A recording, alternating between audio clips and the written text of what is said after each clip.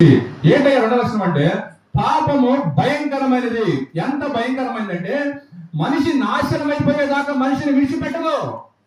అతనికి తెలుసు నా జీవితం పాడైపోతుందని, అయినా కూడా పాపంలోనే కొనసాగుతూ ఉంటాడు. ఎందుకంటే పాపంకున్న శక్తి అలాంటిది. బైబిల్ చెప్తా ఉంది, పాపము చేయ ప్రతివాడు కూడా పాపమునకు దాసుడు. వాడు అనుకుంటాడు చేయకూడదని, మళ్ళీ చేస్తానే ఉంటాడు. ఇది తప్పని తెలిసి నేను ఇంక చేయను, ఇదే లాస్ట్ అంటాడు, చేయడు. నేను చాలా మంది తాగుబోతు వాళ్ళతో మాట్లాడాను. బాగా తాగడం వాళ్ళతో చక్కగా పక్కన కూర్చోబెట్టి మాట్లాడినప్పుడు వాళ్ళు చివరిసా ఏమంటారు తెలుసా, అయ్యా నువ్వు చెప్పిన మాటలు బాగానే ఉన్నాయి, ఇది ఒక్కసారి లాస్ట్గా ఇక రాగని అంటాడు. అలాంటి లాస్ట్లు ఎన్ని అయిపోయినాయో. కారణం ఏంటంటే పాపము చేయవాడు పాపమునకు దాసుడు. పాపం యజమానులాగా అయిపోయింది. చెయ్యి అంటే చేస్తాడంతే, తాగంటే తాగుతాడంతే. యజమాని ఎవరయ్యా అంటే ఇప్పుడు పాపం యజమానులుగా అయిపోయింది. బయటకు రావాలని ఆశకు తాను రాలేకపోతా ఉన్నాడు.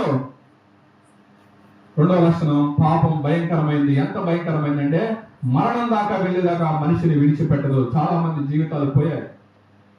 సమయం లేదు.